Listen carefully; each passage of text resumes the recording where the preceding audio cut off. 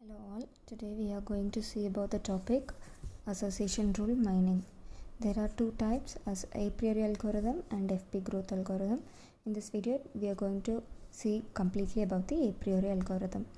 The a priori algorithm deals with if any item set is infrequent, its superset should not be generated or tested, which tells that while writing it as an curating is at an some part.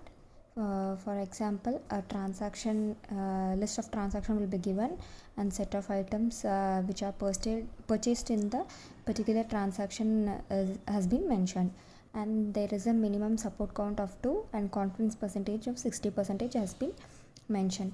So in the first step we are going to list the C1 list first.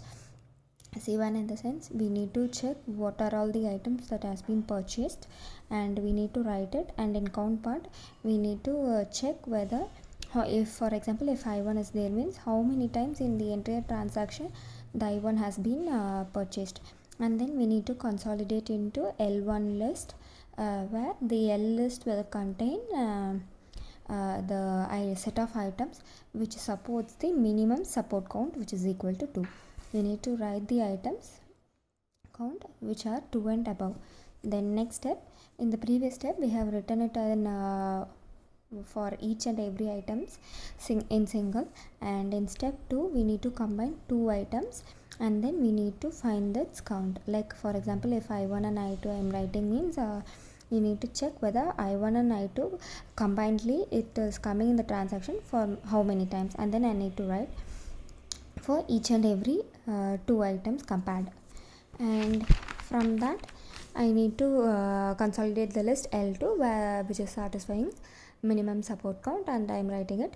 And in the next step we need to compare three items and then I need to count it in the transaction, and then I need to consolidate into minimum support value list.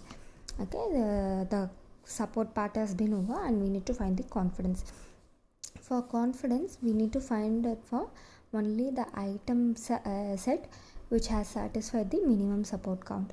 So here in this sum there are two item sets consisting of three items in each item set is satisfying the minimum support value.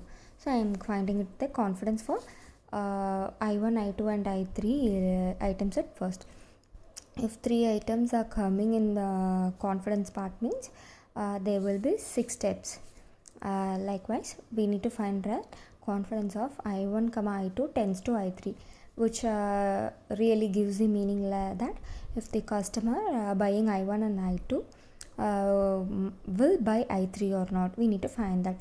So in the numerator part we need to write the support count of whatever the item set we are finding the confidence, and then in the denominator part we need to write the support count for which items we are all finding it.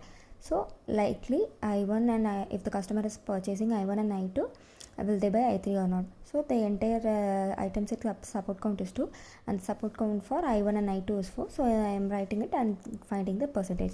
Likewise I am finding for each and every items, and then this will contain first 3 steps and the next 3 steps will be the vice versa of it. Like if the customer purchases I1, will they buy I2 or I3 or not. Likewise we need to find out.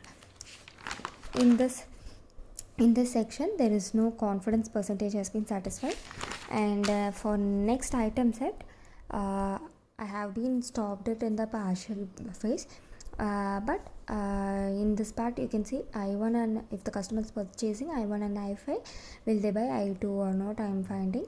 So the support count of the entire item set and support count for the I1 and I5 I am writing. It has been found out that 100%. So this gives a meaning that 100% of the customers, those who are buying I1 and I5 will buy I2. So this rule is true. That's it. Thank you.